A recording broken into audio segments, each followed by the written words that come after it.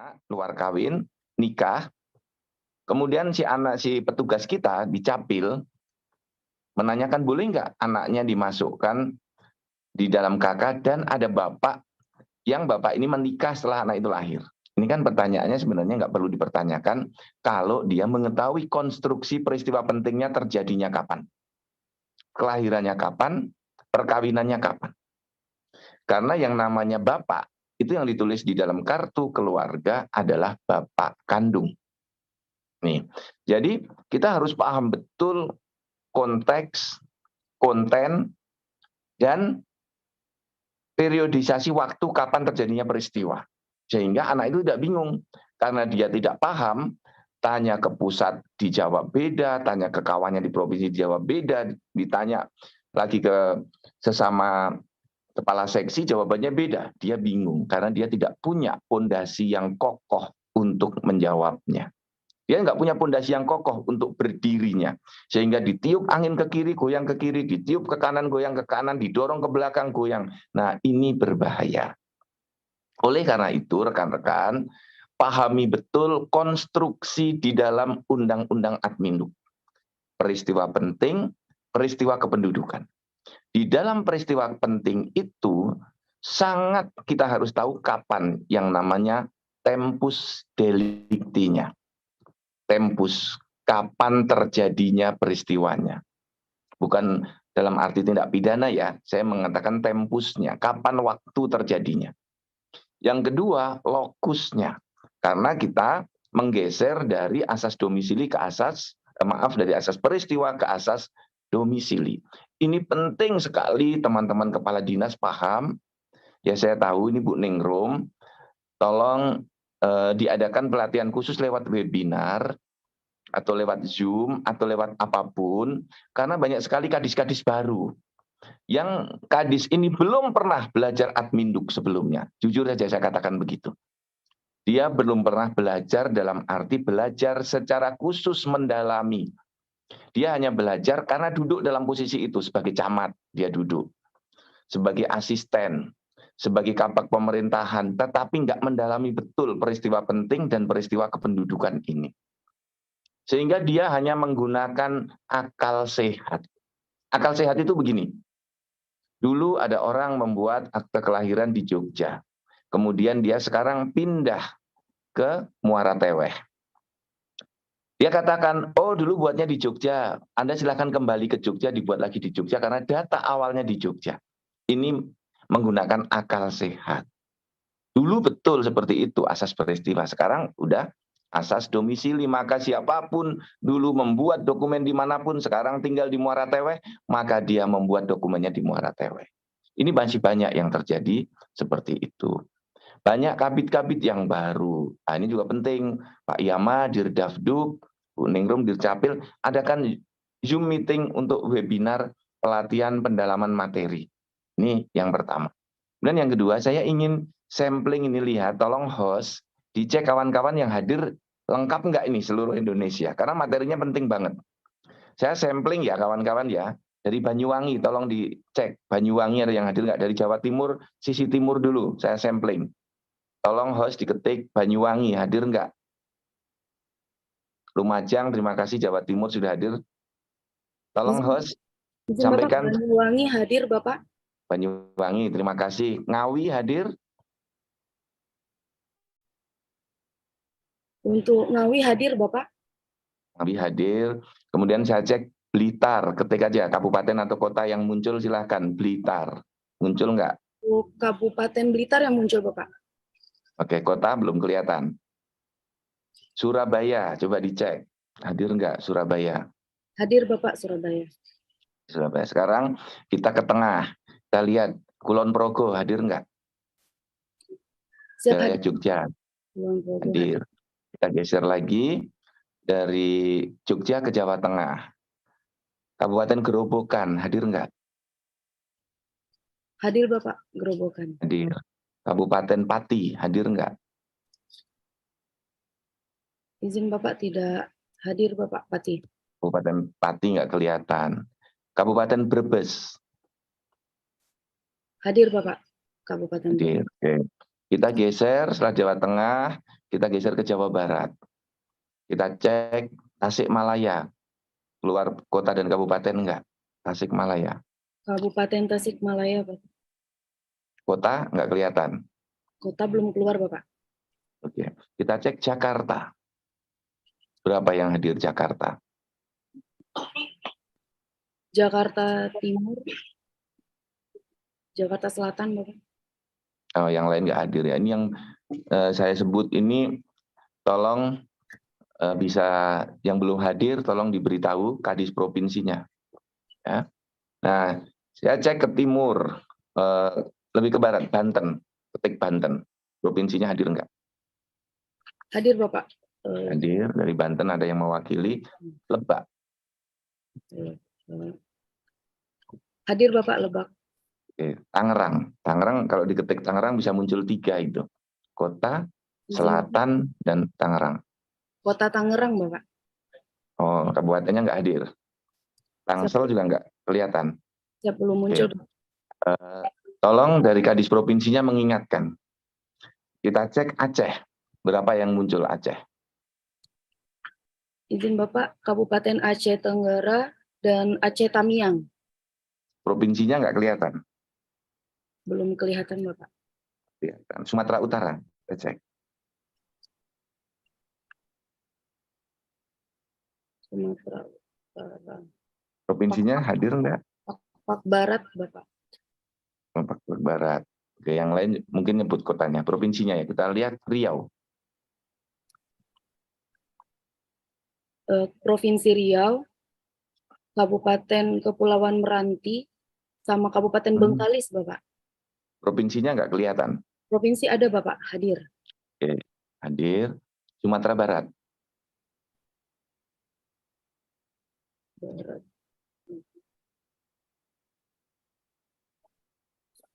Sumbar. Ya. Kita cek. Provinsi Sumbar.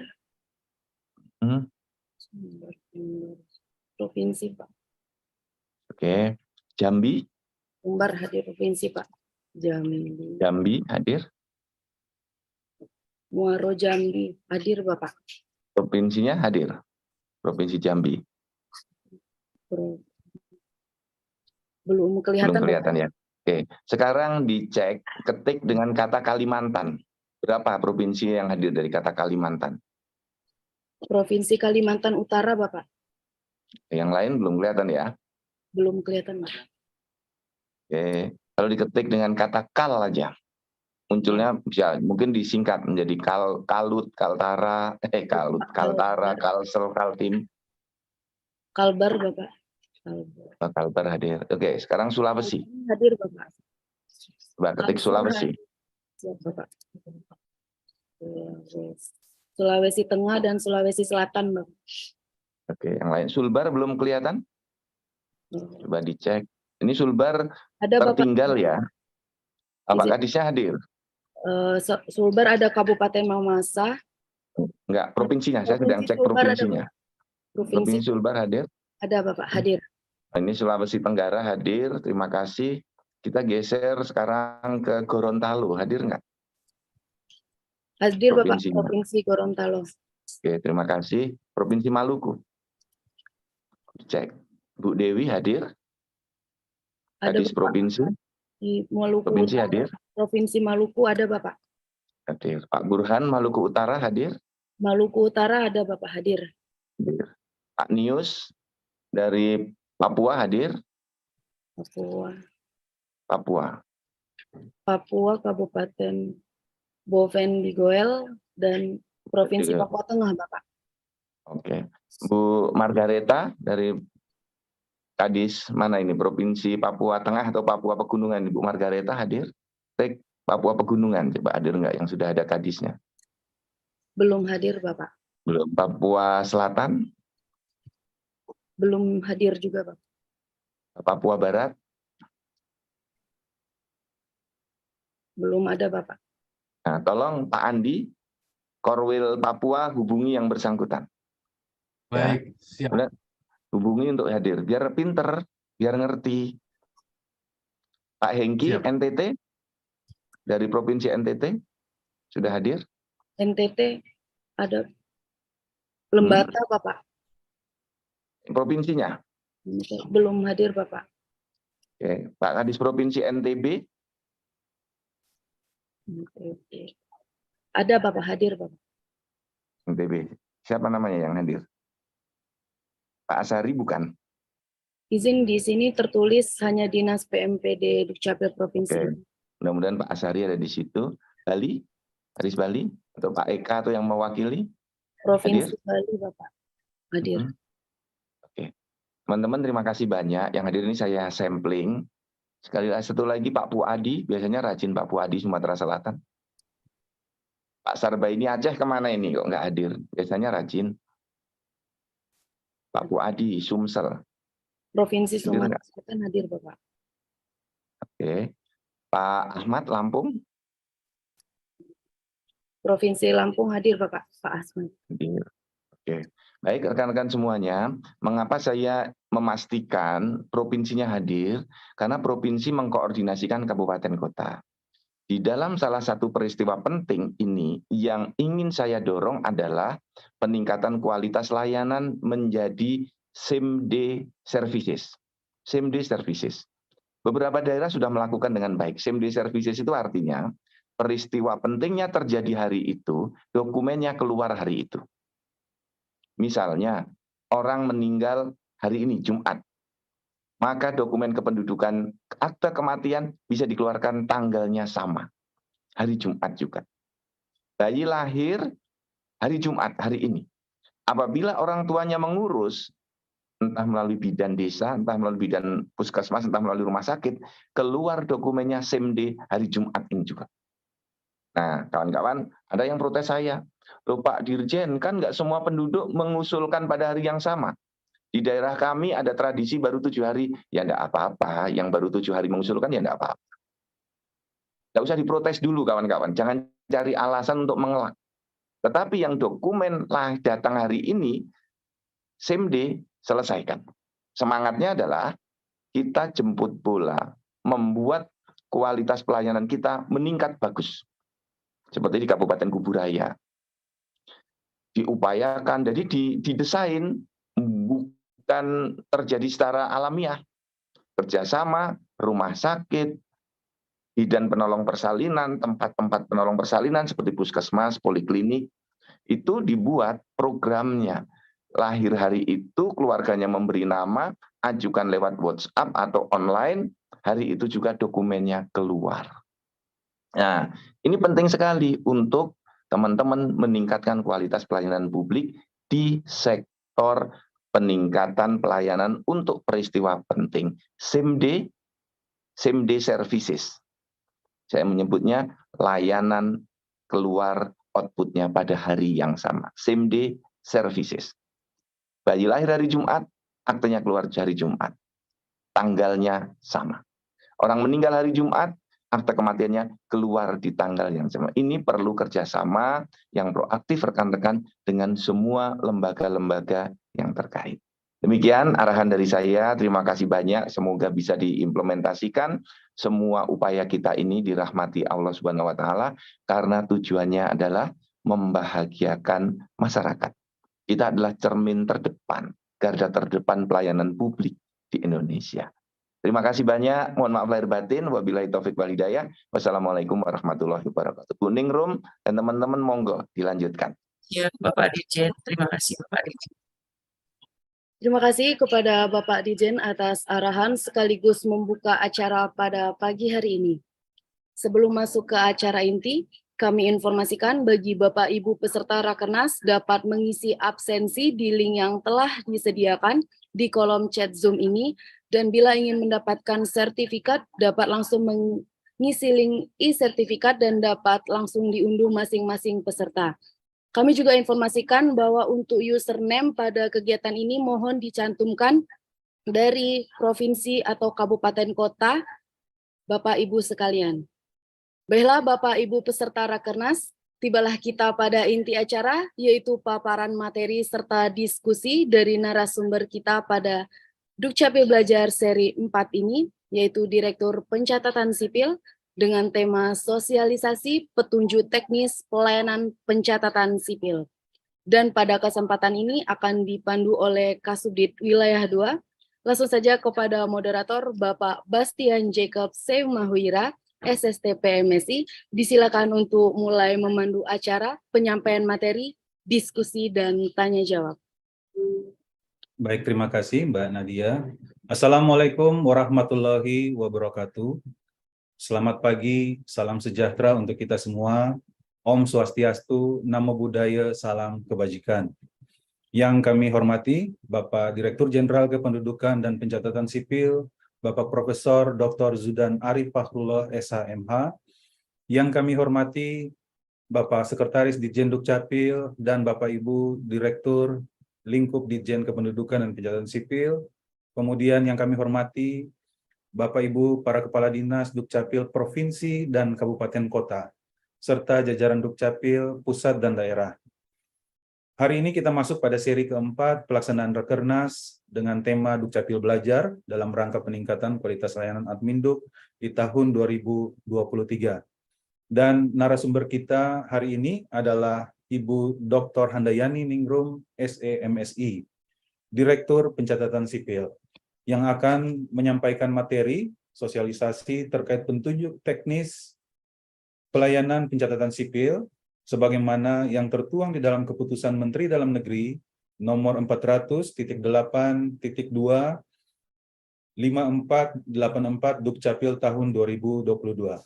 Bapak Ibu sekalian, kami mohon untuk dapat secara saksama memperhatikan penyampaian materi dari narasumber kita karena ini sangat penting sekali sebagaimana yang tadi disampaikan oleh Bapak Dirjen. Untuk itu kita mengefektifkan waktu kita di hari yang singkat ini, Jumat ini, kita akan mendengarkan paparan materi dari narasumber kita selama kurang lebih 30 menit dan akan dilanjutkan dengan diskusi dan tanya jawab. Untuk itu dengan hormat kami persilahkan kepada Ibu narasumber kita, Ibu Dr. Handayani Ningrum, SEMSI, untuk menyampaikan paparannya. Kepada Ibu dipersilahkan. Baik, Bismillahirrahmanirrahim. Terima kasih Bapak Bastian selaku moderator. Assalamualaikum warahmatullahi wabarakatuh. Salam sejahtera untuk kita semua. Salam, Om Swastiastu, Namo Buddhaya, salam kebajikan, salam sehat untuk kita semua. Terima kasih kami sampaikan yang setinggi-tingginya kepada Bapak Dirjen yang sudah memberikan arahan kepada kita dalam acara Dukcapil Belajar seri 4 27 Januari 2023 pagi ini. Terima kasih kepada Bapak Direktur Ditur, Pak Andi Kriarmoni. Terima kasih kepada Pak Nadia yang sudah menjadi MC pada acara kita kali ini. Yang sangat kami hormati dan kita banggakan bersama Bapak Dirjen Dukcapil, Bapak Profesor Dr. Zudan Arif Fakhrullah, SHMH, yang kita hormati Bapak Sesdirjen Dukcapil, Bapak Hani Sofia Rustam, SH, teman-teman para direktur yang kami hormati, Bapak Ibu Kepala Dinas Dukcapil Provinsi dan jajaran yang kami hormati, Bapak Ibu Kepala Dinas Dukcapil Kabupaten Kota beserta jajaran dan teman-teman sekalian baik yang di Pasar Minggu maupun yang di daerah yang sudah bergabung pada acara kita kali ini Dukcapil Belajar seri keempat. Kita bersyukur alhamdulillah kita panjatkan kehadirat Allah Subhanahu wa taala karena diberi kesehatan dan kesempatan sehingga kita bisa bertemu, belajar dan bersilaturahmi dalam acara Dukcapil Belajar kali ini. Dan salawat serta salam untuk Nabi besar Muhammad SAW. Bapak Ibu sekalian, tadi dalam pengarahan Bapak Dirjen sudah disampaikan bahwa, dan kami sangat berterima kasih sekali, bahwa petunjuk teknis ini merupakan hal yang sangat penting disampaikan kepada Bapak Ibu semua, kita semuanya, supaya ke depannya bisa kita meningkatkan kualitas pelayanan pencatatan sipil. Dapat kami sampaikan bahwa petunjuk teknis ini merupakan keputusan Menteri Dalam Negeri nomor 400.8.2/5484 Dukcapil tanggal 30 Desember tahun 2022 yaitu tentang petunjuk teknis pelayanan pencatatan sipil, yang mana lampirannya kemudian kami jadikan buku petunjuk teknis pelayanan pencatatan sipil. Namun Bapak Ibu sekalian, kita menyadari bahwa jika kita hanya membaca buku saja dan dibandingkan dengan kita mendengar seperti sekarang ini, jauh lebih mudah dipahami, lebih gampang kita memahaminya untuk kita praktekkan atau dalam hal untuk peningkatan pelayanan pencatatan sipil di pekerjaan kita sehari-hari. Nah, yang menjadi latar belakang adalah bahwa titik kritis terbangunnya keserasian terkait proses dan pelaksanaan pelayanan pencatatan sipil sehingga terurai secara jelas dari proses pendaftaran hingga hasil pelayanan pencatatan sipil yang didapatkan oleh masyarakat. Nah, dengan demikian kita harapkan kesalahan-kesalahan yang kita lakukan dalam menghasilkan dokumen pencatatan sipil bisa kita minimalisir. Kalau bisa kita tiadakan. Nah, seperti itu. Tujuannya sebagai panduan agar tercapai kesamaan pengertian dan tindakan dalam melaksanakan pelayanan pencatatan sipil. Nah, sekali lagi sesuai dengan apa yang sudah diarahkan oleh Bapak Dirjen tadi, para kadis yang baru-baru, para kabid yang baru, pejabat yang baru, ataupun yang lama. Nah, sangat penting ini dipelajari lebih mendalam. Kita kadang-kadang hanya membaca tapi tidak mendalami dan tidak memahami. Maka ketika terjadi persoalan, sedikit bergeser persoalan itu bingung. Karena kita tidak memahami dengan sungguh-sungguh dan mendalaminya. Kemudian memberikan pedoman pelaksanaan dalam hal pengawasan dan pemeriksaan terhadap proses pelayanan pencatatan sipil. Kemudian sasarannya meningkatnya kualitas, efisiensi, dan efektivitas pelaksanaan tugas dan tanggung jawab dalam pelayanan pencatatan sipil. Memberikan standar yang sama dan terukur bagi petugas pelayanan. Kemudian Bapak Ibu sekalian,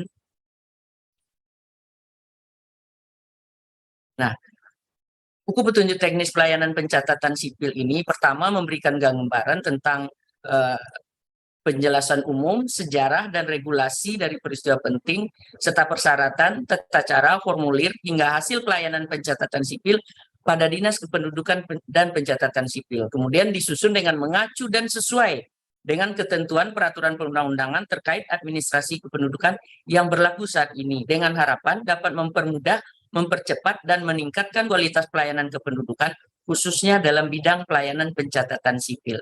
Gampangnya buku ini adalah ketika kita sudah punya banyak peraturan, mulai dari undang-undang sampai aturan perlaksanaannya, namun saya yakin dan percaya Bapak Ibu ketika melayani tidak mungkin mencari satu persatu. Nah, dalam buku ini ketika satu peristiwa kita gambarkan itu berikut dengan dasar hukumnya, kemudian persyaratannya, dan penjelasannya agak lebih jauh, agak lebih panjang seperti itu Bapak Ibu. Sehingga kami berharap tidak ada lagi yang ragu, tidak ada lagi yang bingung dalam hal pelayanan pencatatan sipil ini. Jangan kemudian ketika aturan sudah ada tapi malas membaca, malas mencari, sedikit-sedikit bingung gitu.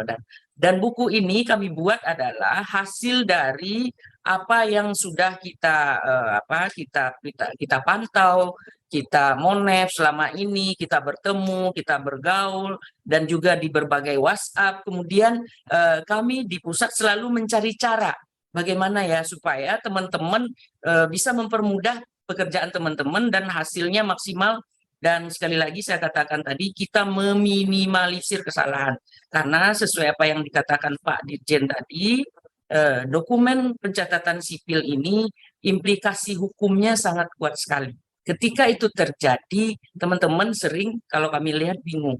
Nah, ketika kita sudah dalam prosesnya benar, kita nggak usah khawatir sebenarnya.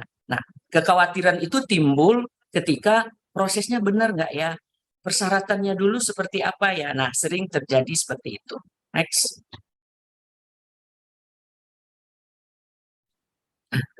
Pembahasan pada juknis pencatatan sipil ini memuat, pertama bab 1 pendahuluan.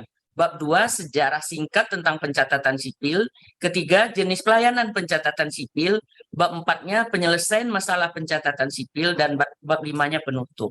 Adapun yang kita ketahui adalah, Bapak Ibu sekalian, jenis pelayanan pencatatan sipil dimulai dari pencatatan kelahiran, lahir mati, perkawinan, pembatalan perkawinan, perceraian, pembatalan perceraian, kematian, pengangkatan anak, pengakuan anak, pengesahan anak, perubahan status kewarganegaraan, peristiwa penting lainnya, pembetulan akta pencatatan sipil, pembatalan akta pencatatan sipil, perjanjian perkawinan, pencatatan peristiwa penting bagi orang asing yang tidak memiliki dokumen keimigrasian, pencatatan pelaporan peristiwa penting dari luar negeri. Jadi sudah include di sini semua Bapak Ibu sekalian. Bapak Ibu jangan khawatir, nanti kami akan memberikan buku ini kepada Bapak Ibu sekalian. Tunggu ya, kita di Rakornas di Manado. Nah, jika Bapak Ibu hadir di situ, masing-masing dinasnya insya Allah akan kita berikan. Tapi baru bisa kita berikan masing-masing dinasnya satu. Untuk itu dipakai bareng-bareng dan dibaca setiap hari. Jangan disimpan di dalam laci ya Bapak Ibu. Lanjut, next. Nah, kita masuk ke sejarah pencatatan sipil. Yang pertama, masa pemerintahan Hindia Belanda, masa pasca kemerdekaan hingga diterbitkannya Undang-Undang 23 2006, masa saat berlakunya Undang-Undang 23 2006, hingga sekarang. Kemudian kita lihat bagaimana universalitas pencatatan sipil itu sendiri. Prinsip regulasi pencatatan sipil setelah kemerdekaan adalah terus-menerus atau berkesinambungan. Next.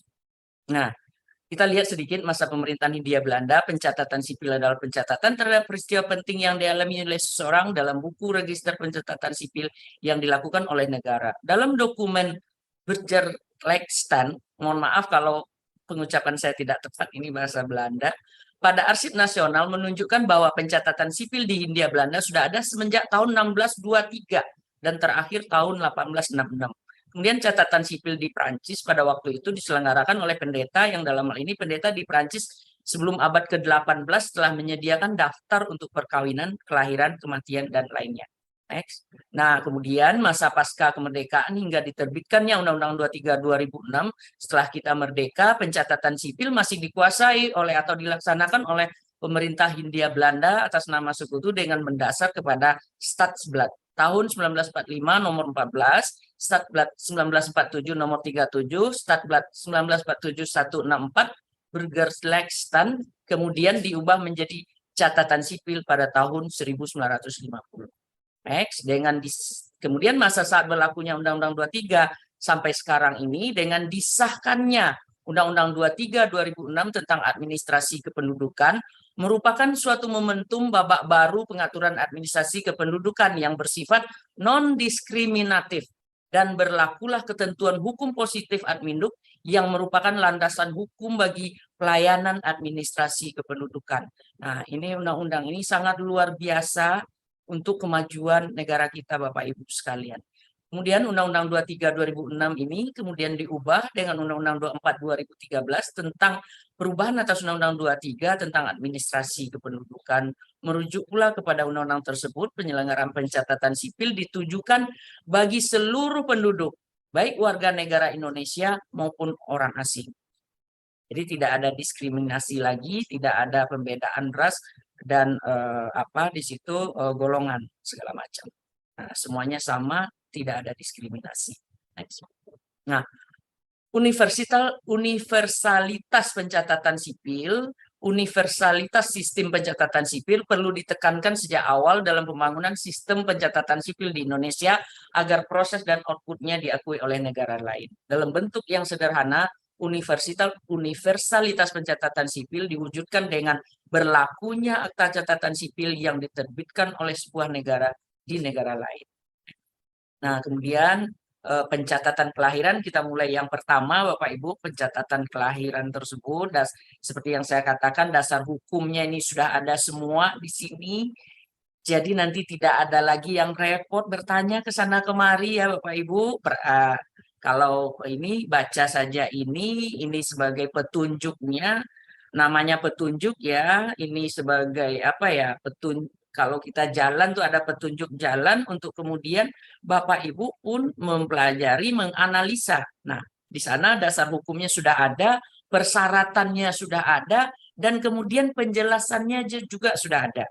Kalau dibaca, dipelajari, dipahami, dirasa tidak ada lagi yang apa ya, yang kurang gitu. Nah, tidak ada lagi yang kurang. Dirjen Dukcapil selalu mencari cara dengan semangat kemudahan untuk kemudian meningkatkan kualitas pelayanan kita itu sendiri, Bapak Ibu. Cepat, tepat, dan berkualitas. Next. Kalau itu bisa Bapak Ibu baca aja karena keterbatasan waktu kita, hanya untuk hal-hal yang perlu saja saya tekankan seperti itu. Kemudian kita masuk ke pencatatan dengan loncat-loncat. Nah, akta kelahiran bagi orang asing, catatan kelahiran. Nah, itu pencatatan kelahiran yang tadi bagi penduduk yang ada di Indonesia. Tapi kalau bagi orang asing, syaratnya pun juga sudah jelas, Bapak Ibu. Formulir yang dipakai apa, dan juga ada pembuatan akta kelahiran bagi WNI kita yang bukan penduduk yang sedang berkunjung ke Indonesia. Nah, yang seperti itu harus dipahami ya. WNI bukan penduduk yang sedang berkunjung ke Indonesia, ini seperti apa? Nah, ini syaratnya dan bisa kita buatkan. Nah, begitu juga syarat pembuatan ketika akta kelahiran itu dimohonkan anak yang tidak diketahui asal-usulnya atau keberadaan orang tuanya. Ini sudah sangat jelas. Nah, kemudian lanjut pencatatan lahir mati walaupun tidak sering terjadi, namun ini harus kita pahami, Bapak Ibu. Nah, ini sudah sering juga kita sampaikan, dasar hukumnya ada, persyaratannya ada, penjelasannya di outputnya adalah dinas menerbitkan surat keterangan lahir mati. Next. Nah, kemudian pencatatan perkawinan juga seperti itu, dasar, persyaratan, penjelasannya semuanya ada. Dan kemudian ada outputnya, dinas menerbitkan kutipan akta perkawinan, KTPL dengan status kawin, dan KK yang sudah dimutakhirkan datanya. Nah, itulah kenapa ini salah satu pelayanan terintegrasi ketika akta perkawinan kita terbitkan, kemudian KK dan KTP-nya juga dimutakhirkan datanya, Bapak Ibu. Nah, kalau sudah berganti KTP seperti ini, berarti KTP yang lama harus kita tarik. Tidak mungkin ada seseorang memegang 2 KTP dengan statusnya yang berbeda. Itu tidak boleh. Nah, itulah kenapa kami katakan tadi harus dipahami, kemudian kita menganalisa. Hal-hal yang seperti itu tidak perlu lagi ditanyakan. Itu bisa saja kita analisa ketika kita sudah paham. Seperti itu ya Bapak. Lanjut. Nah, kemudian pencatatan pembatalan perkawinan. Ini dasar hukumnya, ini persyaratannya. Persyaratannya adalah antara lain fotokopi salinan putusan pengadilan. Untuk itu Bapak Ibu sering kami sampaikan, kita dalam pencatatan perkawinan, pencatatan apapun itu, pasti ada syarat yang dipersyaratkan sebelumnya. Ibaratnya kalau dalam hal ini kita gerbong kedua. Nah, setelah diputuskan oleh pengadilan, kemudian kita mencatatkan. Kan seperti itu. Nah, penjelasannya pun juga sudah ada. Apa yang harus kita keluarkan, outputnya yang kita berikan, itu sudah ada semuanya, Bapak Ibu. Seperti ini, saya contohkan sedikit. Petugas menerbitkan surat keterangan pembatalan perkawinan, KTPL dan KK baru dengan status perkawinan yang sudah dimutakhirkan datanya. Ketika salinan putusan pengadilan yang sudah berkekuatan hukum tetap tentang pembatalan perkawinan, apa artinya? Berarti pembatalan perkawinan statusnya kembali ke semula. Seperti dia sebelum kawin tentang perkawinan yang dibatalkan ini. Jadi butuh analisa Bapak Ibu. Itulah kenapa mulai dari kepala dinasnya sampai kabitnya ini harus memahami sampai kasihnya. Nah, kalau ada yang kurang paham nanti didiskusikan di sana sehingga mempunyai pemahaman yang sama. Kalau ragu nanti pedoman nih buku petunjuk teknis ini. Kalau masih ragu lagi, kami di pusat ini kan 24 jam Bapak Ibu. Jadi jangan ragu untuk bertanya. Yang tidak boleh itu adalah membuat kesalahan. Toh kalau Bapak Ibu membuat kesalahan, kita carikan solusinya sama-sama. Tapi janganlah membuat kesalahan. Kapan lagi kita akan meningkatkan kualitas kalau kita berkutat pada hal-hal yang penting. Next. Kemudian pencatatan perceraian. sama juga ada dasar hukum, persyaratan, dan penjelasan. Sekali lagi, ini adalah punya putusan pengadilan yang berkekuatan hukum tetap, kemudian kita membuatkan aktanya, mencatat dan membuatkan aktanya. Kita tidak dalam tataran mengawinkan orang, menceraikan orang, membatalkan perkawinan orang, tidak. Kita hanya mencatatkan kejadian penting yang terjadi pada seseorang, kemudian kita buatkan aktanya berupa output dari Dinas Dukcapil. Seperti itu. Lanjut. Nah, kemudian pencatatan perceraian ini, tata cara pencatatan perceraiannya seperti apa? Kalau di luar wilayah NKRI, kemudian apabila akta perceraian pemohon tidak dapat menyerahkan kutipan akta perkawinan seperti apa, diulas lengkap dalam buku juknis tersebut. Itulah kenapa kami membuat buku juknis tersebut. Nah, pasti apa yang Bapak Ibu ragukan, apa yang diperlukan kami rapat dan bicarakan di sini. Apalagi ya yang membuat ragu, apalagi ya yang membuat teman-teman bilang sulit atau susah. Nah, kami berusaha sejauh mungkin untuk menjawabnya dalam buku juknis ini. Ini kan pertama kali diluncurkan buku juknis ini. Kami berharap ada imbal baliknya dari teman-teman untuk masukan ke kami untuk kemudian kita sempurnakan dari waktu ke waktu. Itu harapan kita. Nah, semuanya ini dari Bapak Ibu sekalian dan oleh kami kemudian untuk kita semuanya. Kemudian tempat pembuatan akta perceraian di dalam negeri itu sudah jelas juga, pembuat akta perceraian dilakukan di Dinas Dukcapil atau UPT Dinas Dukcapil sesuai dengan tempat domisili pemohon. Nah, kalaupun sekarang misalnya seperti yang dicontohkan oleh Bapak Dirjen tadi, berdomisilinya di kota Palembang misalnya, terjadinya dulu dia mencatat kelahirannya di kota lain. Jangan kita lempar-lemparan seperti itu. Tidak boleh lempar-lemparan, apalagi sekarang sudah ada aplikasi e-office. Nah, kita sesama kita antara kabupaten kota, provinsi, dan pusat kan terhubung ya Bapak Ibu. Intinya adalah yang tidak boleh kita susahkan adalah masyarakatnya. Masyarakatnya kita oper-oper, bingung masyarakatnya. Nah, kita saja yang bekerja. Itulah salah satu bentuk pelayanan kita yang membahagiakan masyarakat. Tidak ada suatu masalah yang tidak bisa diselesaikan. Yang penting kita tahu persoalannya. Itulah kata Pak Dirjen tadi, pahami kapan terjadinya peristiwa dan lokusnya di mana, kemudian akan bisa kita carikan solusinya. Kalau itu sudah kita lakukan Bapak Ibu, tidak akan ada urusan Bapak Ibu misalnya tersangkut hukum, dipanggil pengadilan, polisi, segala macam, tidak ada. Kalaupun itu terjadi, kalau prosesnya sudah benar, nggak usah khawatir juga.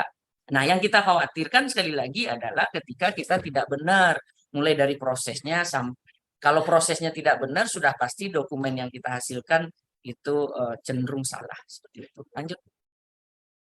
Kemudian pembatalan perceraian, ada pembatalan perceraian Bapak Ibu. Sekali lagi Bapak Ibu jangan bingung juga. Itu adalah berdasarkan putusan pengadilan yang sudah mempunyai kekuatan hukum tetap.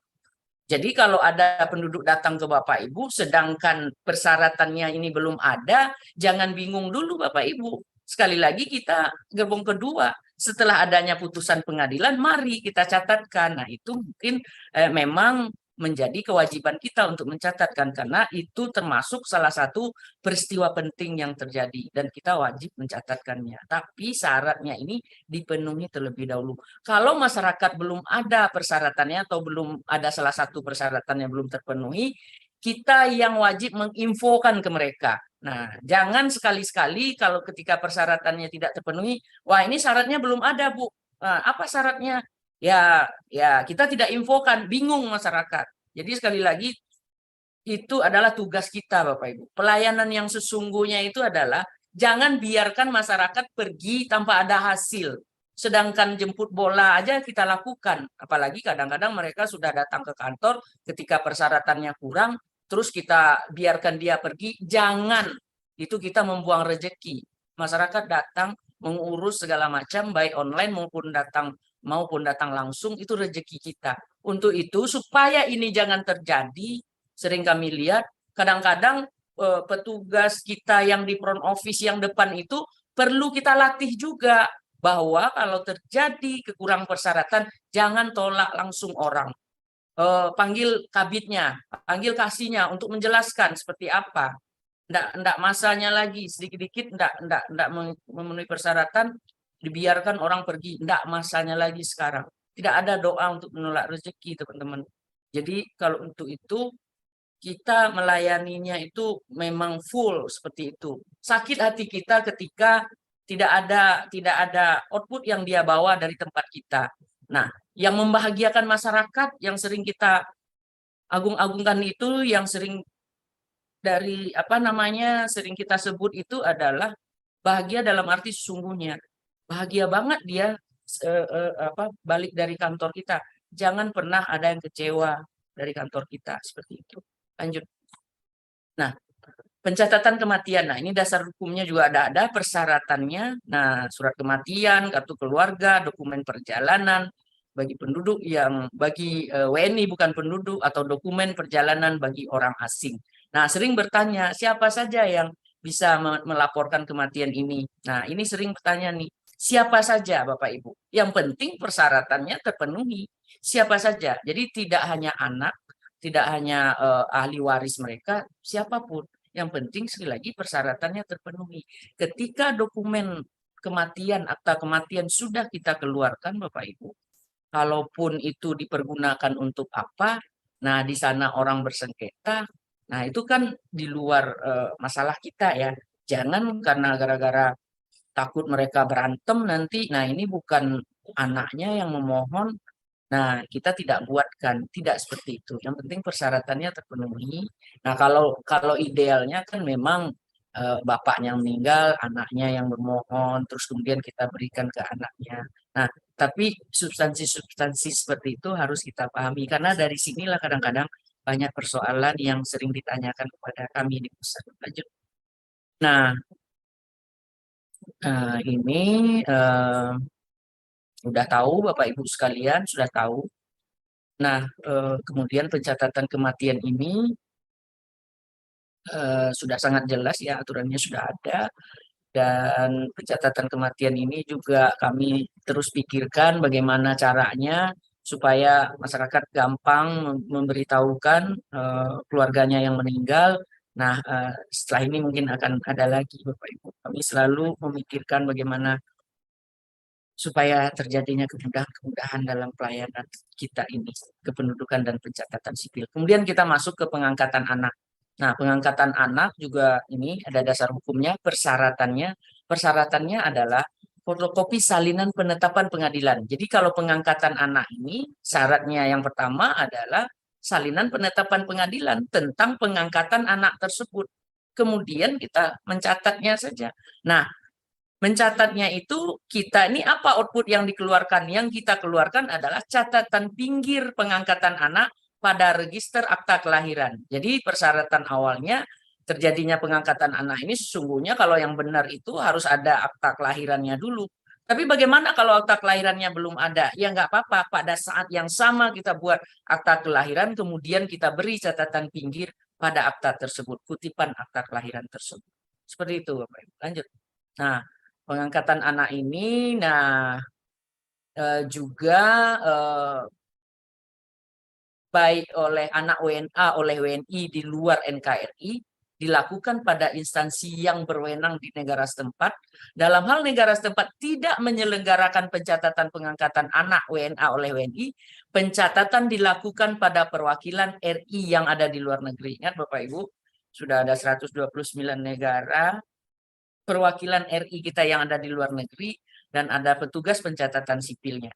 Bagaimana aturan-aturannya? Aturannya sama, outputnya sama, Bapak Ibu. Itulah kenapa kadang-kadang sering teman-teman bertanya, dokumen kependudukan yang sudah dikeluarkan oleh perwakilan kita di luar negeri, ketika dia datang di Indonesia, tidak perlu kita buatkan lagi. Kita cukup memberikan surat keterangan telah terjadinya kelahiran misalnya.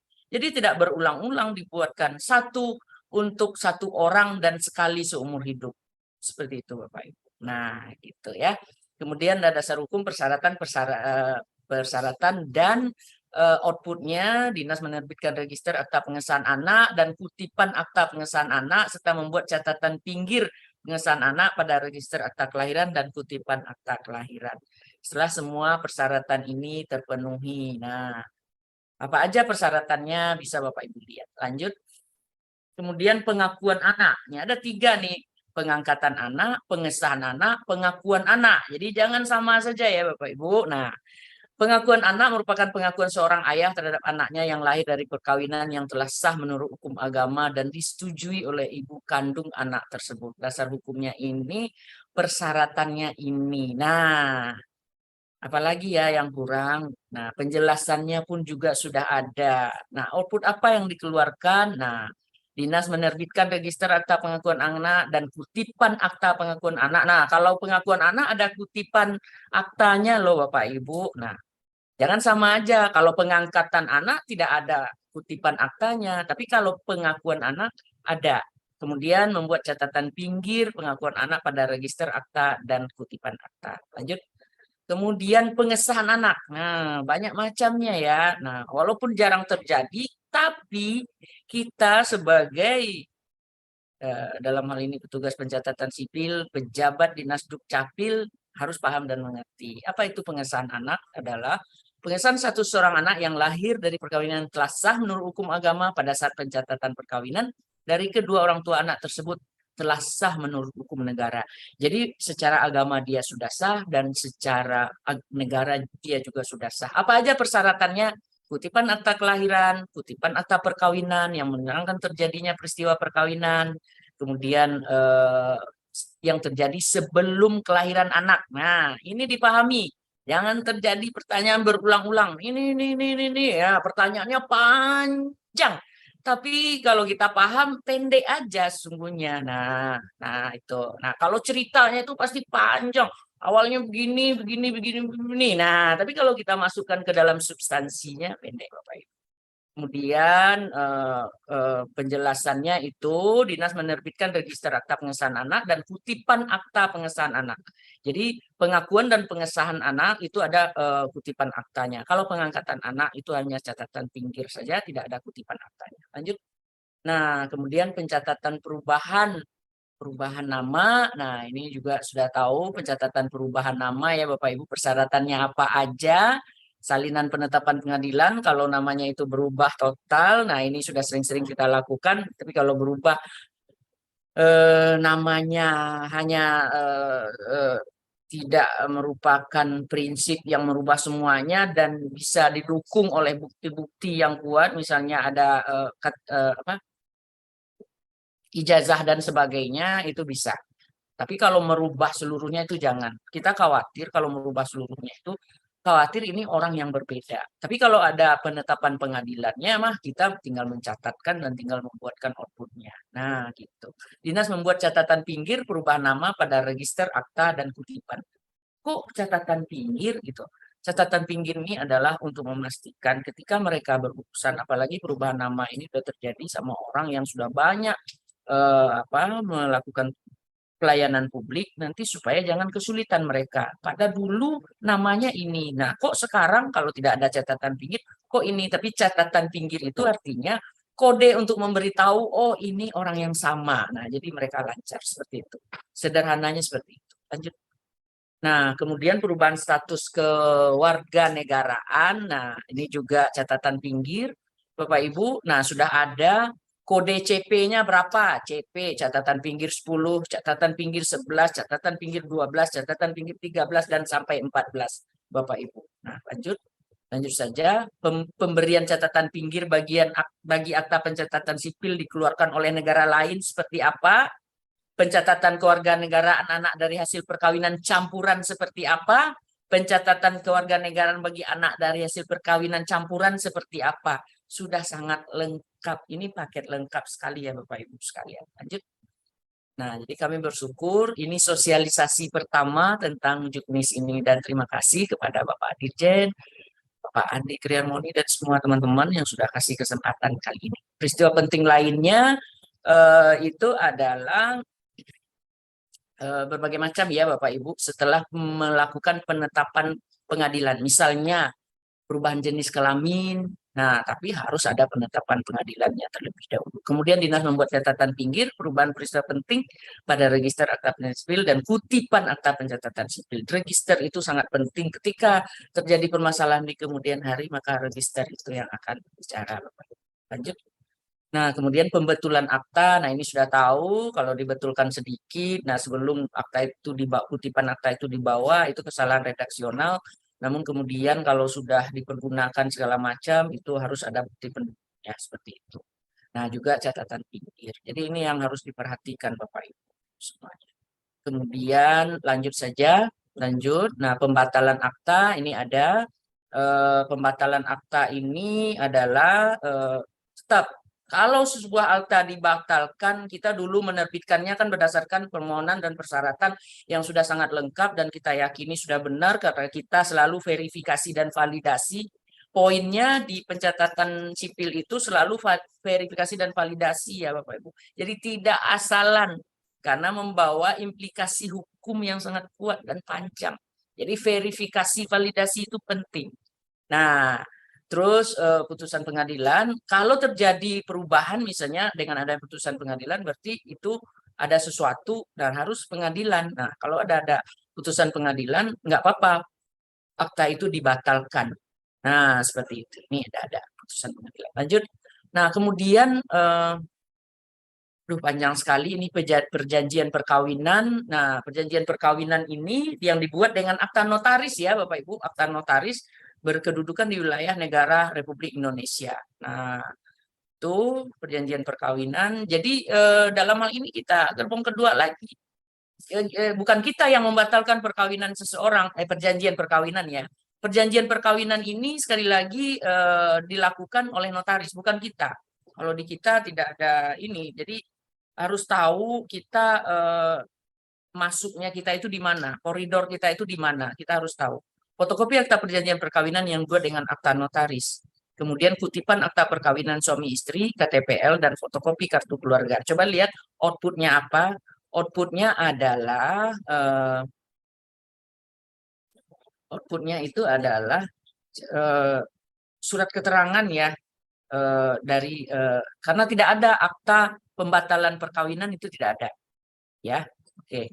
Nah, kemudian pencatatan peristiwa penting yang tidak memiliki dokumen keimigrasian itu seperti apa? Coba lihat setelah ini persyaratannya itu apa yang diterjemahkan. Nah, ini fotokopi bukti pencatatan peristiwa penting yang diterjemahkan oleh penterjemah tersumpah. Terjemah tersumpah ya Bapak Ibu sekalian, ini sering juga ditanyakan. Ada bahasa Perancis waktu itu. Nah, kita mana tahu bahasa Perancis itu seperti apa. Nah, harus diterjemahkan oleh penterjemah tersumpah. Kemudian surat pernyataan tanggung jawab mutlak. Kemudian ada fotokopi keluarga. Kemudian output yang dikeluarkan apa? Coba lihat. Nah, sebentar. Balik lagi. Pencatatan peristiwa penting dari luar negeri. Nah, berarti kita mengeluarkan outputnya itu adalah surat keterangan bahwa sudah terjadi kejadian penting kelahirankah, perkawinankah. Nah, seperti itu. Kemudian ada pertanyaan, bagaimana kemudian kalau ada yang minta legalisir, akta itu diterbitkan oleh negara luar. Nah, kita tidak bisa melegalisasi sebuah akta yang tidak kita menerbitkan. Tapi apa yang bisa kita lakukan? Setelah penterjemah tersumpah, kita bisa, dan itu benar, keterangannya sesuai segala macam, itu kita berikan surat keterangannya. Nah, pembatalan akta tanpa penetapan pengadilan atau contrarius actus bisa dilakukan, nanti dinas membuat catatan pinggir. Nah, apa aja persyaratannya? Kutipan akta pencatatan sipil yang akan dibatalkan, fotokopi dokumen pendukung yang menguatkan pembatalan, nah, atau surat pernyataan tanggung jawab mutlak. Nah, ini tanpa pengadilan ya Bapak, tanpa penetapan pengadilan. Itu bisa saja contrarius actus. Sepanjang ada bukti-bukti pendukung yang kuat untuk pembatalan akta tersebut. Seperti itu. Lanjut. Nah, kemudian dasar hukumnya penerapan, ada yang banyak ragu-ragu dalam penerapan contrarius actus ini. Dasar hukumnya ada, pengertiannya ada, dan prinsip dasarnya itu ada. Jadi Bapak Ibu, contrarius actus ini melekat pada jabatan, bukan pada pejabat. Sehingga contrarius actus itu dapat dilakukan pada jabatan dalam kurun waktu masa jabatan itu. Sepanjang tidak ada keputusan yang membuktikan sebaliknya, nah itu tetap berlaku. Jadi ada juga yang bertanya, ini kalau ini pejabat yang dulu nih, nah jadi bukan kepada orangnya, tapi kepada apa namanya, kepada jabatannya, pada pejabatnya. Nah, penerapan contrarius actus ini kami contohkan sejak tahun 2020 sudah diterapkan. Misalnya ini kami ambil di Kabupaten Wonogiri sudah ada beberapa. Nah, tapi dengan catatan ketika itu akan dibatalkan ada dokumen pendukung yang kuat sehingga tidak ada alasan juga untuk tidak kita batalkan. Nah, seperti itu. Itu syarat utamanya, Bapak Ibu. Lanjut. Nah, kemudian penerapan diskresi juga disampaikan di sini. Misalnya syarat tambahan penggunaan diskresi yang wajib dipenuhi, penggunaan diskresi yang berfungsi mengubah, wajib memperoleh persetujuan atasan pejabat, kemudian tujuannya adalah melancarkan penyelenggaraan pemerintah, mengisi kekosongan hukum, memberikan kepastian hukum, mengatasi stagnasi pemerintah. Bagaimana mungkin kita akan memberikan diskresi kalau untuk hal-hal yang dasar-dasar saja kita belum paham. Nah, ini mungkin memang tidak mudah Bapak Ibu. Diskresi ini sebaiknya ya benar-benar paham dulu, dan ini mungkin untuk Pak Dirjen saja ya. Nah, kami segala sesuatunya, kalaupun kami juga sudah paham misalnya, tapi wajib kami tanyakan ke Pak Dirjen seperti itu. Jadi kadang-kadang jangan pandai-pandai kita saja. Toh komunikasi kita lancar, tidak susah Bapak Ibu. 24 jam malah. Seperti itu. Supaya ini kita meminimalisir kesalahan. Oke. Mungkin demikian yang bisa kami sampaikan kepada Bapak Ibu sekalian. Mudah-mudahan sekali lagi nanti ketika ini sudah didengarkan, nanti dapat buku juknisnya. Insya Allah kalau Bapak Ibu hadir di Rakornas tanggal 8, 9, 10 Februari di Manado nanti. Banyak maaf dari saya jika ada hal-hal yang kurang berkenan, dan terima kasih atas perhatian Bapak Ibu. Assalamualaikum warahmatullahi wabarakatuh.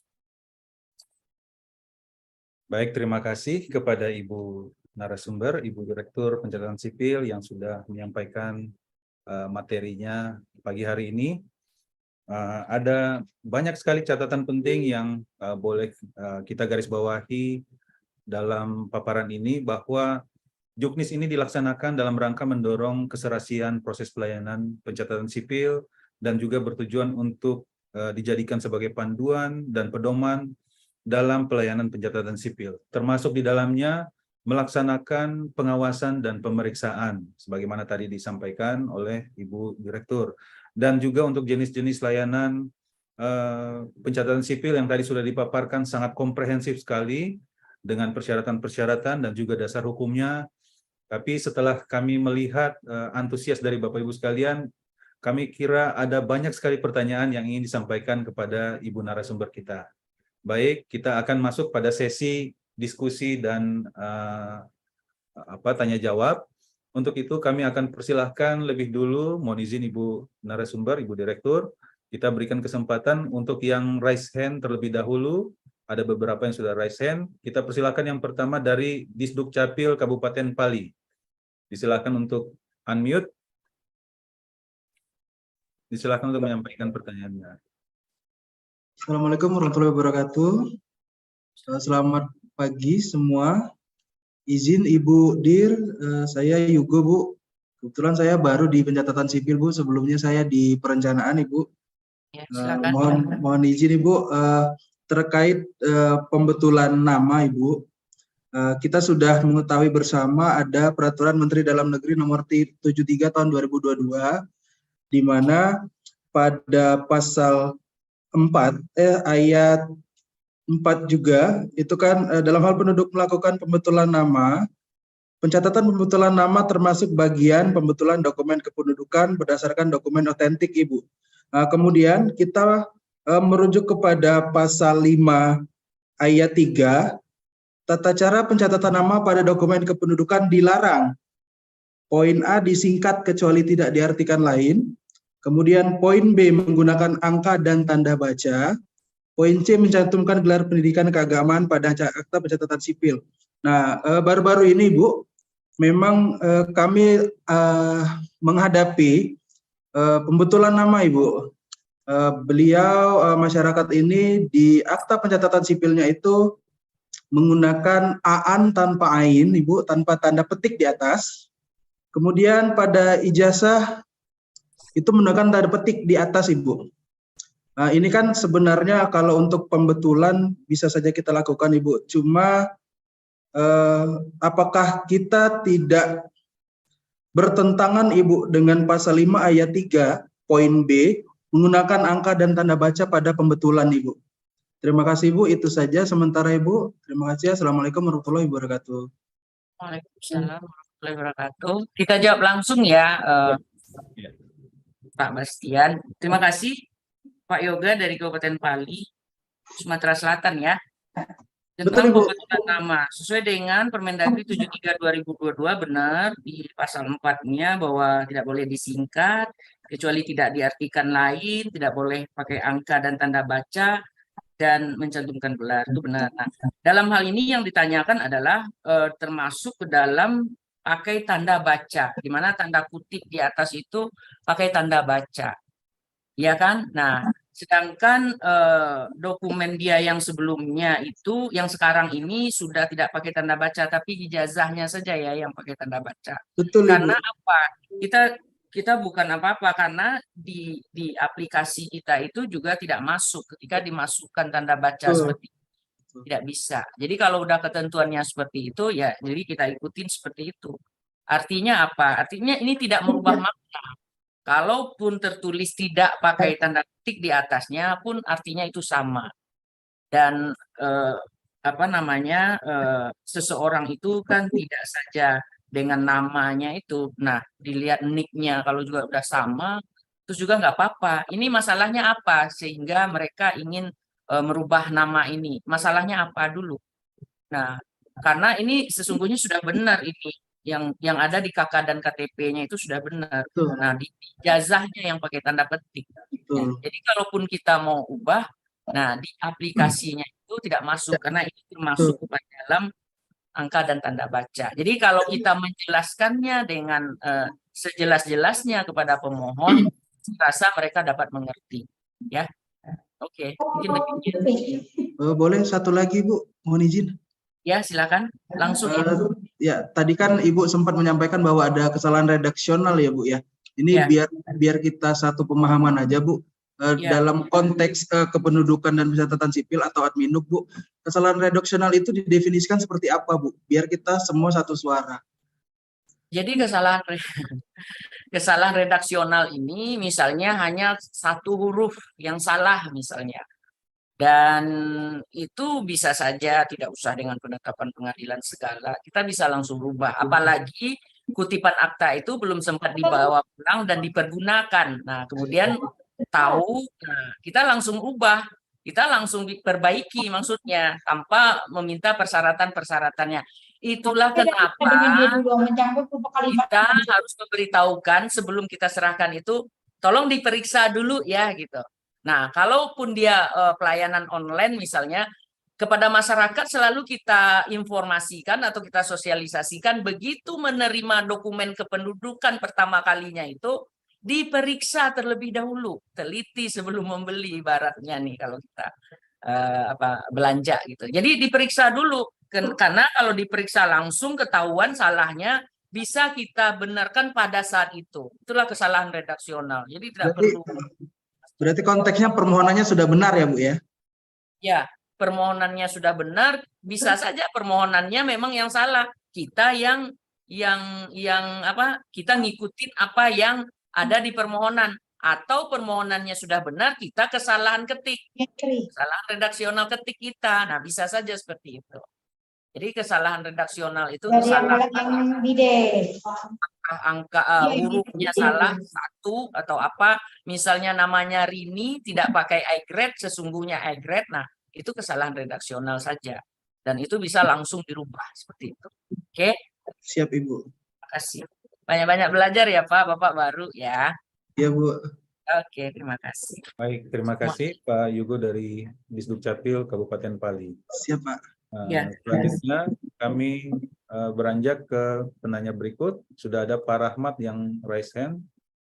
Disilakan Pak Rahmat untuk unmute, disebutkan dari Disduk Capil mana.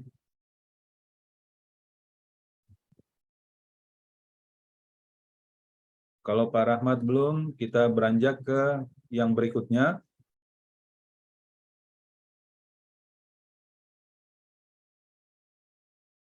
Tri Subjektif Fathul.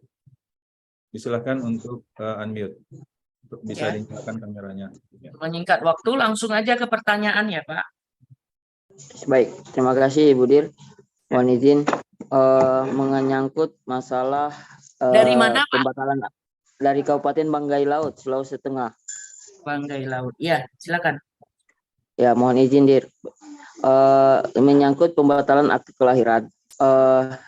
Akte kelahiran yang dibatalkan adalah akte kelahiran dari bukan nama orang tua aslinya. Jadi persyaratannya itu hanya berdasarkan surat pernyataan dari nama ayah dan ibu yang tercantum dalam akte kelahiran tersebut. Bukan dari putusan pengadilan atau dari akte ijazah atau apapun. Jadi dokumen persyaratannya hanya surat pernyataan dari nama kedua orang tua yang tertera dalam akte catatan sipil tersebut. Mohon penjelasannya. Apakah kita dapat melakukan pembatalan akte tersebut berdasarkan persyaratan tersebut? Terima kasih, Bu. Ya, jadi persyaratannya tadi sudah jelas ya. Namun di samping itu saya katakan tadi kita perlu menganalisa ya. Menganalisanya bagaimana? Ketika dia membatalkan akta akta kelahiran anaknya itu dikatakan bukan nama orang tua aslinya, kita bisa telusuri nama ayah dan ibunya siapa, NIK-nya siapa, kita bisa periksa di database-nya itu seperti apa dan anaknya ini siapa namanya. Jadi tidak serta-merta kita tertuju kepada itu saja. Itulah gunanya atau manfaatnya database kita. Kita bisa tracking dulu. Ini siapa sebenarnya? Jadi kalau misalnya dinyatakan seperti itu, oh nama orang tuanya ini salah. Itu yang pertama. Yang kedua, kita lihat lagi persyaratan dulu yang diberikan apa. Kita lihat registrasinya dulu seperti apa. Jangan nanti kemudian orang dengan gampang-gampangnya merubah siapa orang tuanya. Jangan, tidak seperti itu. Makanya kita memahaminya secara keseluruhan ya. Jadi ketika ini terjadi cepat ini kita bertindak pemikiran kita itu. Oh kalau ini coba lihat bapaknya siapa, mana NIK-nya, mana kartu keluarganya. Nah kita lihat di database-nya seperti apa, mana registrasinya, persyaratan yang dia berikan dulu apa. Seperti itu. Kan dulu persyaratan yang diberikannya ketika tertulis anak ayah dan ibu kan ada buku nikahnya atau akta perkawinannya. Kita lihat di situ. Dengan tidak gampang-gampangnya parsial kita lihat persyaratannya, oh ini aja tidak. Itulah gunanya salah satu manfaat dari database kita. Di database itu akan tertera semuanya. Jangankan satu tingkatan seperti itu, kita orang tua, anak. Siapa orang tua dari orang tua itu pun akan tertera. Jadi seperti itu ya pemahamannya, Dek ya. Diluaskan lagi pemahamannya supaya kita tidak terpaku dengan hal-hal yang hanya melihat persyaratannya saja. Seperti itu. Oke, lanjut. Terima kasih. Terima kasih, Ibu. Baik, terima kasih Pak Tri dari Disduk Capil Banggai Laut. Selanjutnya kita beri kesempatan kepada Pak Fadlansyah. Silakan Bapak untuk unmute dari Disduk Capil Provinsi Sulawesi Tenggara. Terima kasih. Assalamualaikum warahmatullahi wabarakatuh. Izin Pak Dirjen, Ibu Dir, saya Muhammad Fadlansyah dari Dukcapil Provinsi Sulawesi Tenggara. Saya ingin bertanya tentang kami Ibu Direktur beberapa kali menghadiri juga menjadi narasumber di kegiatan Kementerian Agama tingkat provinsi yang mana pesertanya itu dari KUA. Dan materi itu yang kita bawakan berkenaan dengan kebijakan kita di Dukcapil tentang kawin tercatat dan kawin tidak tercatat. Saya ingin meminta penjelasan dari Bu Dir, karena kebijakan ini kita dilihat seolah-olah melegitimasi dalam tanda kutip terjadinya proses perkawinan, padahal sebenarnya tugas kita hanya mencatat, dan juga yang kita catatkan itu adalah proses-proses perkawinan yang telah lama terjadi. Tapi diskusinya sering ramai, Bu Direktur, bahwa kawin tidak tercatat ini kita selalu digiring ke arah melegitimasi itu di tengah upaya Depak, ya, Kementerian Agama itu mensosialisasikan kawin yang sah secara negara dan secara agama. Demikian Bu Direktur, terima kasih. Assalamualaikum warahmatullahi wabarakatuh.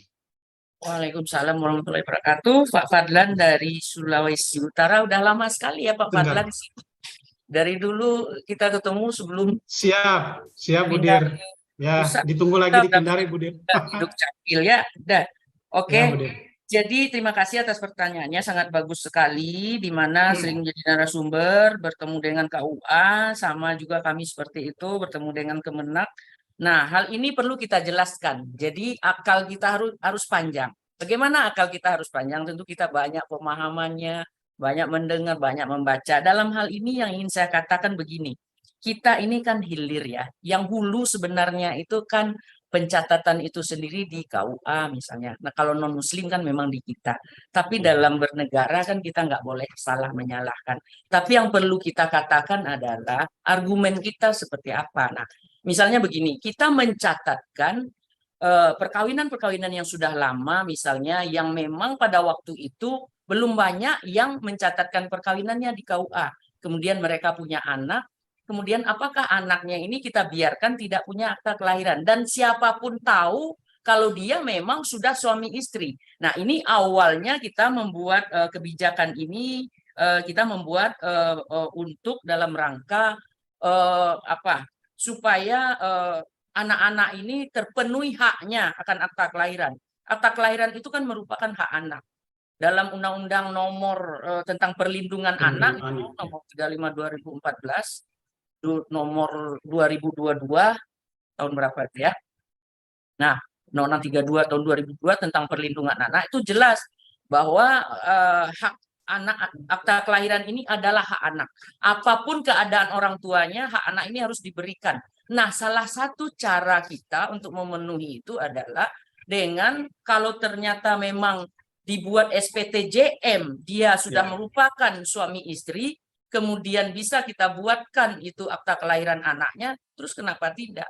Nah, artinya SPTJM ini adalah kebijakan SPTJM dengan perkawinan tidak tercatat ini adalah sering dikatakan Pak Dirjen itu adalah kebijakan afirmatif, kebijakan sementara untuk kemudian data-data dari perkawinan yang belum tercatat ini kemudian diharapkan untuk diisbatkan. Nah, ada data-data perkawinan yang tidak tercatat ini kemudian kita isbatkan ketika pengadilan agama itu, dalam hal ini Muslim, pengadilan agama mensahkan perkawinan seseorang, diberikan oleh KUA buku nikahnya, kemudian bisa kita rubah menjadi kawin tercatat. Ini kan bentuk dari solusi yang kita berikan, seperti itu. Jadi kalau ada hal-hal bertanya seperti ini lagi, nah Pak Fadli harus bisa menjawab seperti itu, karena memang ini yang sering diributkan di mana saja. Nah, terus yang kedua, untuk pada masa sekarang ini kita tidak anjurkan orang kawin tidak tercatat. Kita selalu menghimbau orang supaya mencatatkan perkawinannya. Perkawinannya itu harus kita mendukung KUA itu sendiri. Siapa yang mensosialisasikan perkawinan tidak tercatat? Tidak ada. Tapi ketika ini terjadi, solusi apa yang akan kita berikan? Seperti itu. Toh ini sementara, untuk kemudian data ini kita pergunakan untuk melakukan isbat nikah. Seperti itu. Nah, untuk itu ada SE kita yang 4 November 2021. Nah, itu pelajari kembali. Makanya kalau ada surat-surat dari pusat itu, teman-teman di Dukcapil di seluruh Indonesia, Itu dipelajari. Coba perhatikan di situ. Di surat edaran kita 4 November 2021 dikatakan bahwa tidak gampang melakukan perkawinan tidak tercatat. Jadi semuanya itu harus kita suruh atau kita himbau untuk perkawinan tercatat. Nah, terbukti dengan harus membuat SPTJM suami istri kalau memang harus perkawinannya tidak tercatat. Tapi sepanjang tidak ada halangan untuk kawin tercatat, ya harus kawin tercatat, tidak ada alasan. Nah, itu pertama. Kedua, kalaupun si bapak-bapak misalnya akan punya istri lagi, itu persyaratannya kita perketat lagi. Harus punya izin dari istri pertamanya. Dan izinnya ini harus dari pengadilan. Kalau sudah izin dari pengadilan, ngapain lagi perkawinan tidak tercatat? Ya, nikah aja lah sekali lagi, toh sudah dapat izin. Nah, perhatikan lagi surat edaran 4 November itu.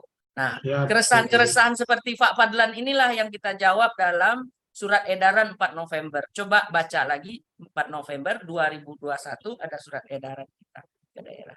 Mungkin demikian jawaban saya. Terima kasih Pak Fadlan. Siap, makasih Bu Direktur. Baik, terima kasih Pak Fadlan dari Disduk Capil Provinsi Sulawesi Tenggara. Waktu kita semakin mepet ini, kita coba lagi untuk 1 atau 2 penanya. Disilakan untuk Ibu Fauzaliza, bisa di-unmute dan pertanyaannya singkat saja.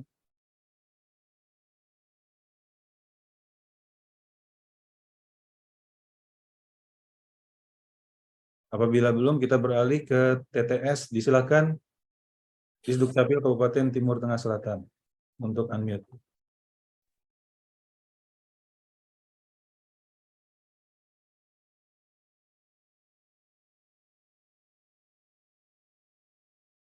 Silakan, kalau tidak langsung beralih menghemat waktu. Suaranya sudah terdengar Bapak, kita beralih dulu ke Kabupaten Belu, disilakan.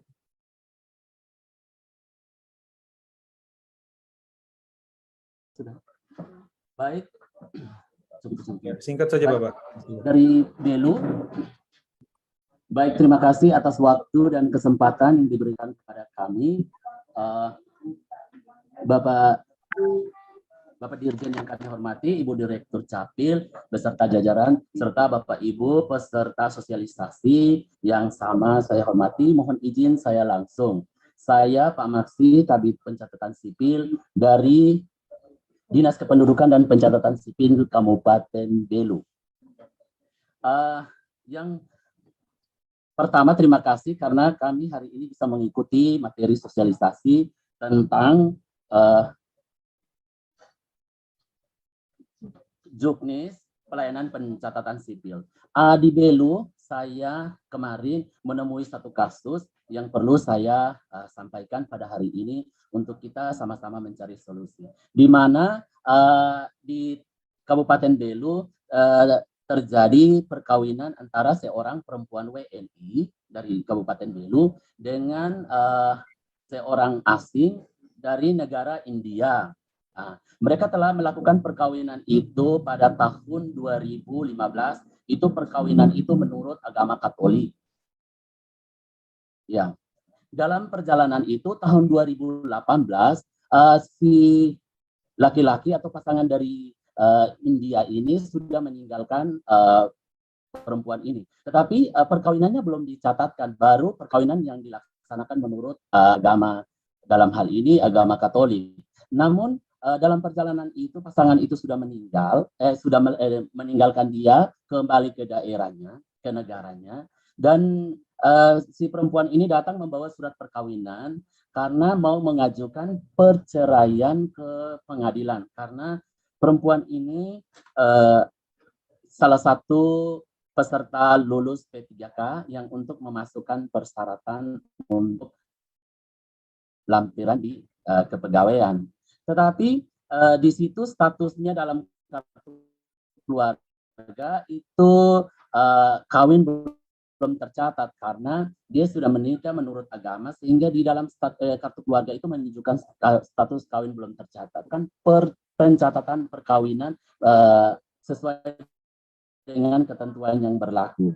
Nah, saat ibu itu membawa persyaratan ke sini menunjukkan surat perkawinan, tentu untuk orang asing, tentu kami Dinas Kependudukan dan Pencatatan Sipil meminta persyaratan-persyaratan lain yang sesuai dengan Perpres dan yang diatur di dalam Undang-Undang dan Permendagri 108 2019 dan juga edaran Dirjen nomor 470/13287 Dukcapil tanggal 28 September 2021. Nah, sementara dokumen daripada pasangannya yang WNA India itu tidak ada lagi.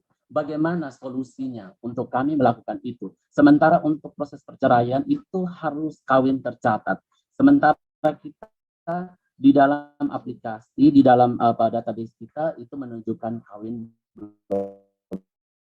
tercatat. Mohon penjelasan dan ketentuan kedua. Mungkin itu juga saya mau menanyakan lagi untuk sekedar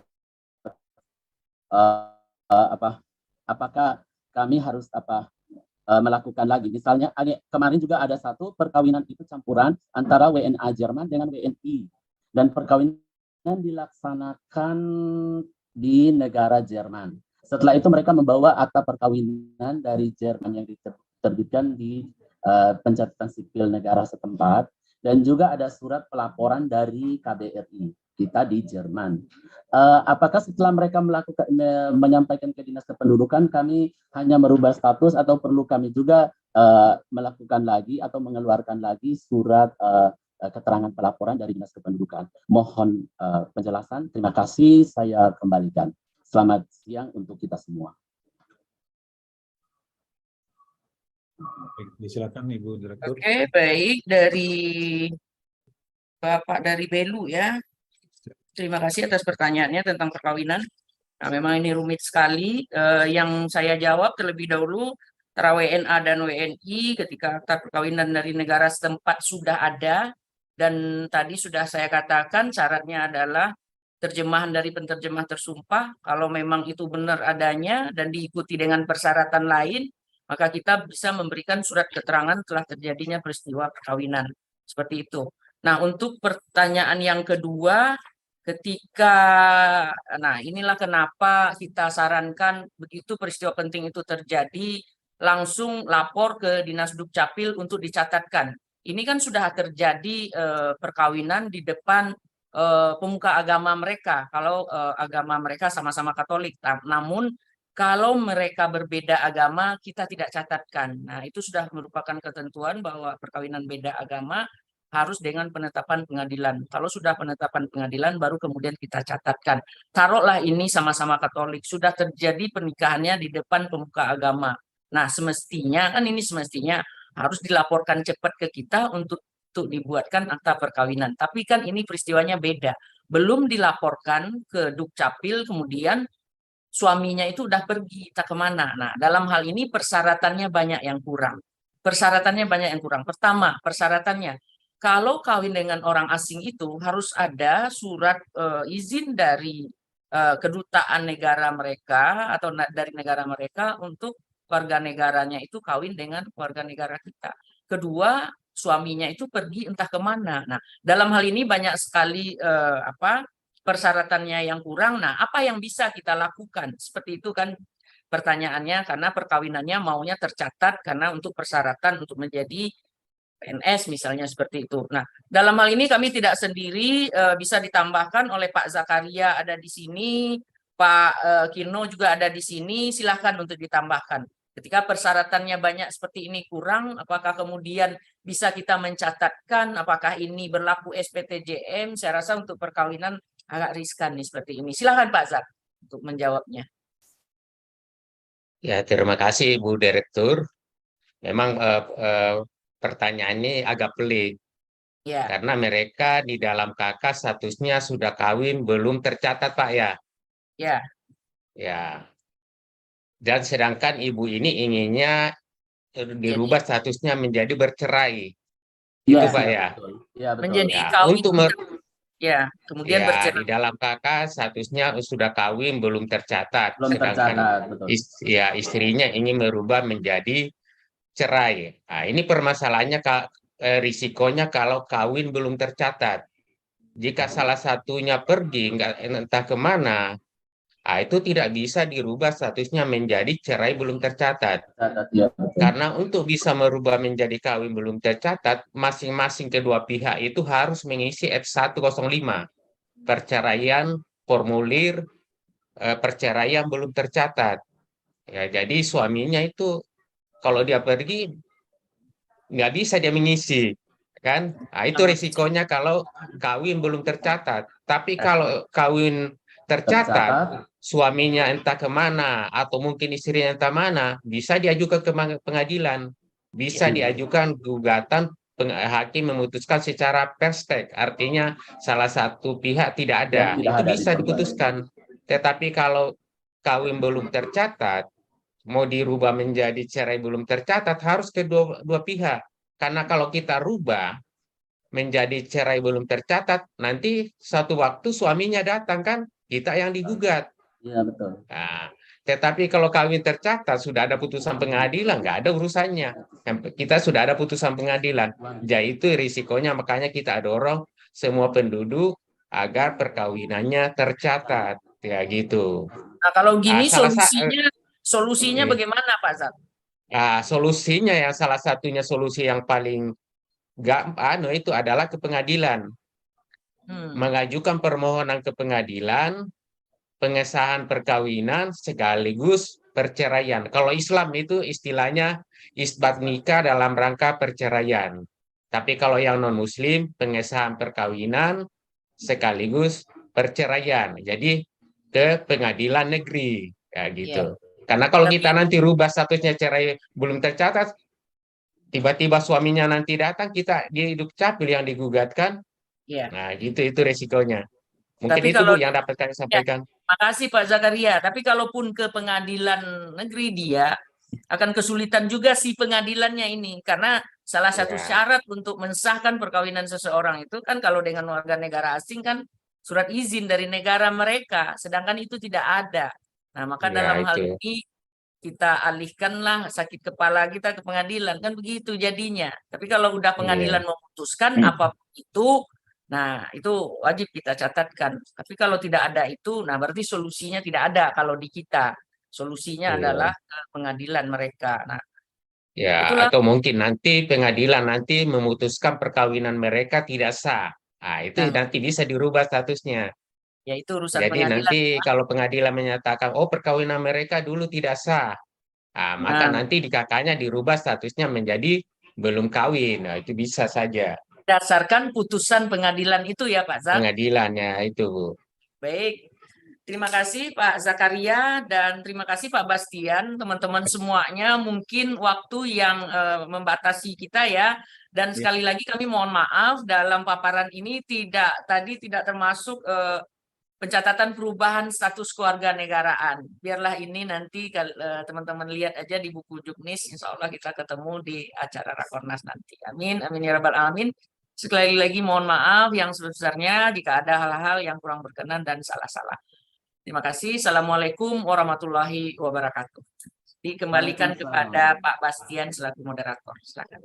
Baik, terima kasih. Ya, penanya yang terakhir Pak Marsi dari Kabupaten Belu dan juga penjelasan dari Ibu Direktur Capil dan Pak Zakaria. Bapak Ibu sekalian, banyak sekali yang raise hand, tapi karena waktu yang membatasi kita, masih ada di sini sekitar 15 penanya yang sudah raise hand, dan juga banyak sekali di kolom chat yang mengajukan pertanyaan. Namun karena waktu lagi membatasi, kami kira Bapak Ibu sekalian dapat berkoordinasi dengan direktur terkait di Direktorat Pencegahan Sipil untuk mendapatkan jawabannya. Baik Bapak Ibu sekalian, kita selesai dan kita akhiri untuk sesi pemaparan dan diskusi tanya jawab. Untuk itu kami kembalikan ke Mbak Nadia. Silakan.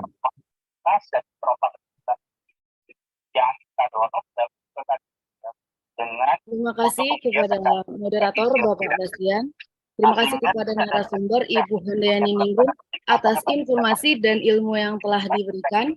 Semoga apa yang telah disampaikan dapat memberikan manfaat bagi kita semua dalam menjalankan amanah serta tugas kita untuk melayani masyarakat. Bapak Ibu hadirin yang berbahagia, sebelum menutup acara ini, mohon berkenan untuk Bapak Direktur Jenderal Kependudukan dan Pencatatan Sipil untuk memberikan closing statement-nya sekaligus menutup acara Rakernas ini. Dengan hormat kepada Bapak Profesor Dr. Zudan Arif Fakrullah, SHMH, disilahkan. Bismillahirrahmanirrahim. Assalamualaikum warahmatullahi wabarakatuh. Terima kasih rekan-rekan semua, Bu Ningrum, diskusi yang asik, yang saya menikmati dari awal sampai dengan akhir, dan saya kira perlu dilanjutkan, mungkin pekan-pekan depan bisa sesi kedua. Dan untuk Dukcapil Belajar, jangan ditulis dari panitia Dukcapil Belajar sesi 4. Kita lanjutkan dari yang pertama, sekarang sudah ke 53 atau 54 seingat saya. Ya. Dan sekali lagi terima kasih rekan-rekan untuk materi ini bisa dilanjutkan pekan depan atau nanti setelah Rakornas dan bisa kita perdalam di dalam Rakornas. Terima kasih banyak, sukses selalu, mohon maaf lahir batin, saya tutup. Wabillahi taufik wal hidayah. Wassalamualaikum warahmatullahi wabarakatuh. Waalaikumsalam warahmatullahi wabarakatuh. Saya pamit ya teman-teman. Pak, terima kasih Bapak. Salam, terima kasih Pak Dirjen. Baiklah Bapak Ibu hadirin yang berbahagia, demikianlah acara kita pada hari ini. Saya mewakili panitia memohon maaf apabila ada kesalahan dan kekurangan dalam acara ini. Semoga kita selalu dalam keadaan sehat dan selalu diberikan perlindungan oleh Tuhan Yang Maha Esa. Bagi Bapak dan Ibu peserta Rakernas dapat mengisi form absensi di link yang telah disediakan pada chat Zoom dan link e-sertifikat yang dapat diunduh langsung oleh masing-masing peserta.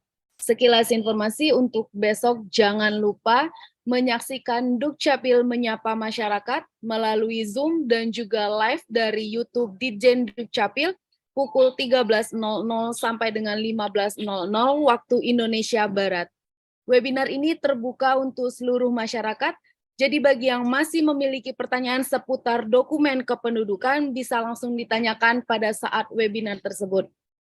Terima kasih. Akhir kata wabillahi taufiq wal hidayah. Wassalamualaikum warahmatullahi wabarakatuh dan selamat pagi.